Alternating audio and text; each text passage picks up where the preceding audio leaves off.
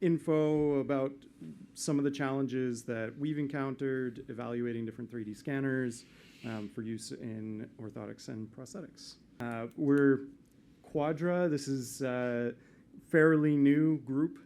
We're part of this equal group, so various different companies. And then the digital division, this is the combination of former Rodin and TechMed 3D and Forum. In terms of evaluating 3D scanners for O&P, there's kind of a lot of ways that this gets done. It's a bit inconsistent in terms of the metrics and methodologies between the different products. Really just reinforcing that, you know, the accuracy of the reconstructed model is key, not just kind of the low-level spec sheets of that scanner. You know, in terms of measuring mechanical parts versus human parts, it's very different. It's different, you know, different kind of challenges. For organic shapes, scanning bodies, you know, you can make a scanner that's for body scanning that's really, really good for body scanning, but wouldn't necessarily be good for metrology type purposes.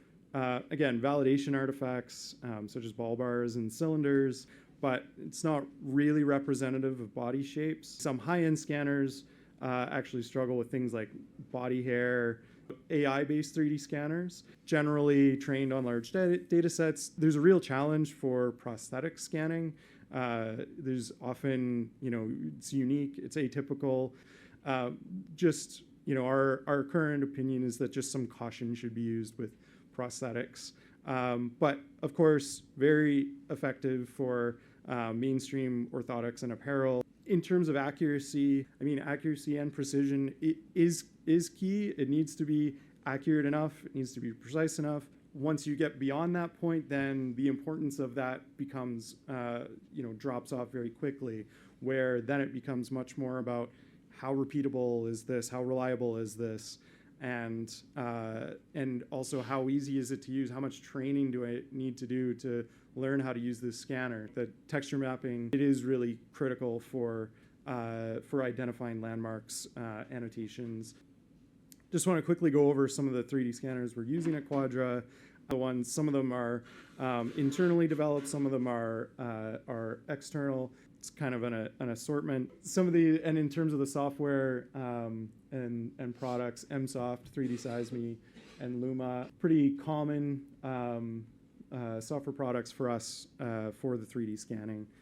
Just want to get into some of the calibration and verification. So I'm using this as an example. We use a checkerboard, again, pretty common for calibrating scanners. Intel RealSense devices, we customize them with our own calibration. And then what we do is we actually do a sanity check where we scan an object.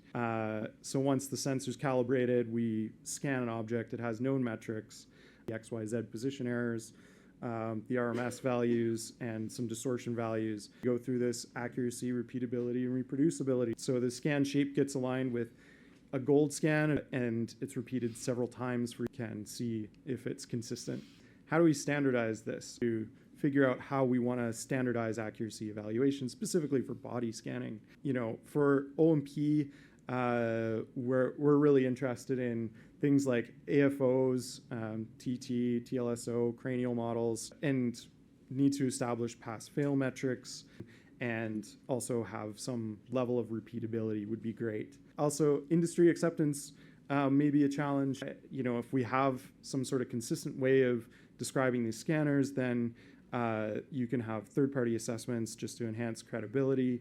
And maybe this is a potential collaboration between 3D scanner manufacturers, standard groups. It's something that we've encountered, you know, over and over again through our experiences, because we don't just develop scanners in-house. We've used a lot of scanners developed outside of Qwadra.